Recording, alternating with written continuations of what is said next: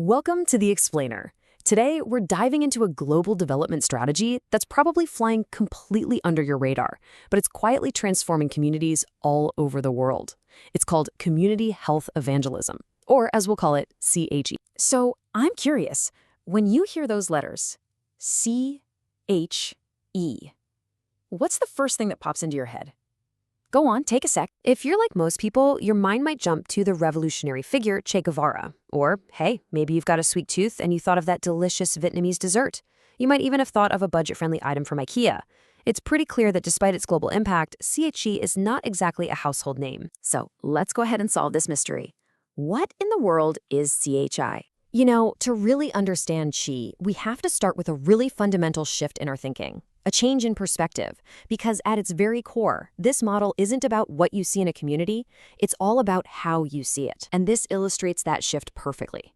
So a traditional aid approach might look at a village and immediately see a list of everything that's wrong, all the problems that need to be fixed by outsiders. The main question becomes, what can we give them? But the CHE view? It completely flips the script.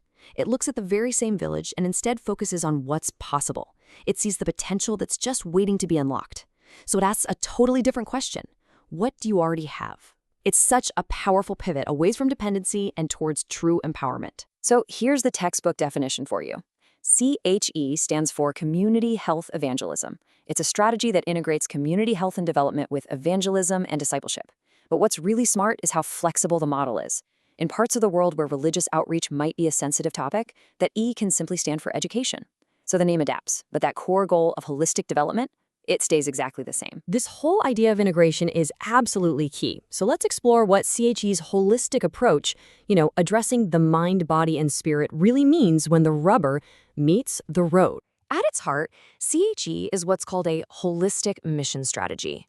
It runs on the basic belief that you can't just separate the different parts of life.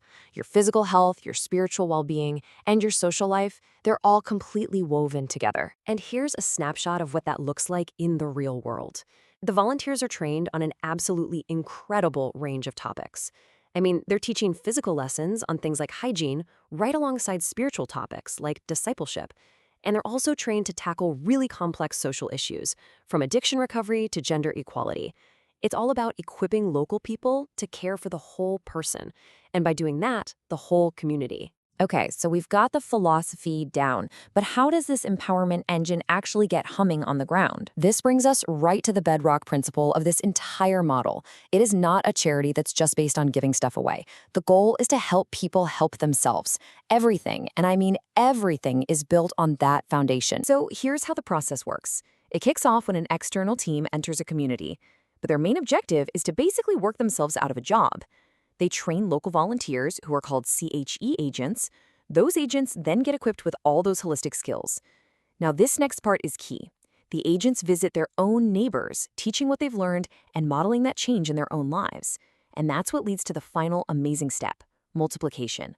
The whole movement becomes self-sustaining and starts to spread organically, no longer needing any outside help at all. Now, this all sounds great in theory, but the big question is, does it actually work? Well, let's take a look at the history and the data. The whole story starts way back in 1978 with a man named Dr. Stan Rowland in a really deeply impoverished part of Uganda. The results were just stunning. Within just a few years, poverty had declined dramatically, and reports showed a massive spiritual change, with 80% of the population identifying as Christian.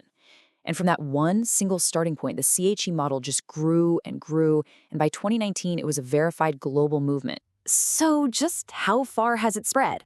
Today, CHE is active in 136 countries, and it's powered by more than 31,000 locally trained workers who are right now transforming over 4,000 communities from the inside out.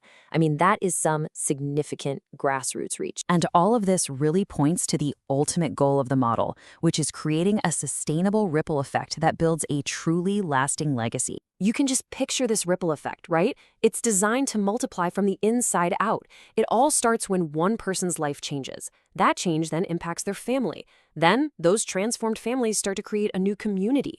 And eventually, that entire community becomes a living, breathing model that inspires its neighbors to change too. Because ultimately, the true measure of success isn't what happens when outside help is on the ground, but what continues to happen long after they've left. The end goal is a movement that is self-owned and self-propagating, which leaves us with a final thought to chew on. What if the most powerful and transformative form of aid isn't something we can give away at all, but a potential that we can help others discover and unlock deep within themselves?